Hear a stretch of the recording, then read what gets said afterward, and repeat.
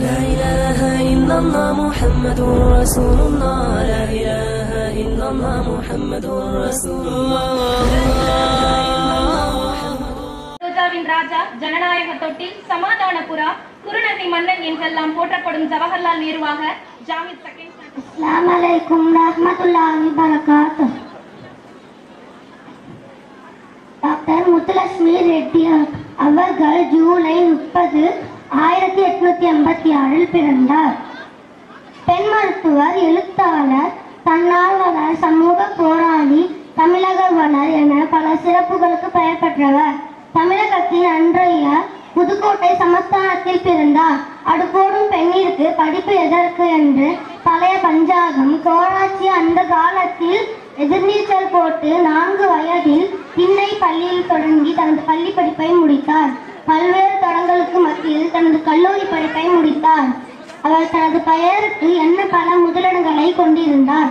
ஆண்கள் கல்லூரியில் அனுமதிக்கப்பட்ட முதல் மாணவி, அரசு மகப்பேறு மற்றும் கண் மருத்துவமனை முதல் பெண் ஹவுஸ் சர்ஜன், பிரிட்டிஷ் இந்தியாவில் சட்டமன்ற உறுப்பினர், இன்னும் பல சிறப்புகள்.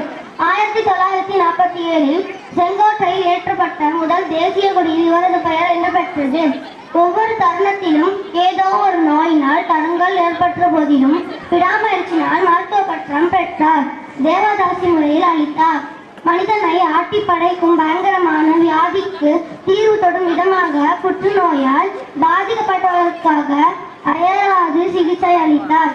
இந்தியாவின் முதல் பெண் மருத்துவம், தமிழகத்தின் முதல் பெண் மருத்துவத்துக்காக இருந்த சிறப்பு டாக்டர் முத்துலட்சுமி ரெட்டி அவர்களின் சாரம். அஸ்ஸலாமு அலைக்கும் ரஹ்மத்துல்லாஹி வபரகாத்துஹு. வலைக்கும் அஸ்ஸலாம் ரஹ்மத்துல்லாஹி வபரகாத்துஹு.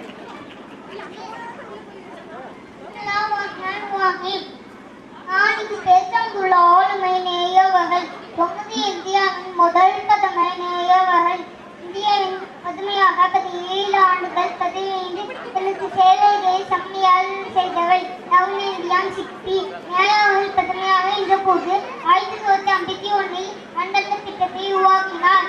IIM, NIT போன்ற நாட்டின் பொறியியல் தேர்தலை உருவாக்கினார். இலவச கட்டாய கல்வியை அறிமுகப்படுத்தி நடைமுறைக்கு கொண்டு வந்தார். கல்வி, பொருளாதாரம், மருத்துவம் என 5 துறைகளில் தனது காலத்தை பதித்தவர். எளிய மக்களின் தேவைகளை பூர்த்தி செய்தவர். இந்திய தேசத்தை தோறும் பாயோடி எழுச்சிக்கு வழிகாட்டியவர். இந்தியா பன்முகத்தன்மையோடு தாழ்பட்ட நாடாக வளர்ச்சி முக்கிய காரணமாக இருந்தார். ربنا يا ربنا ربنا يا ربنا ربنا يا ربنا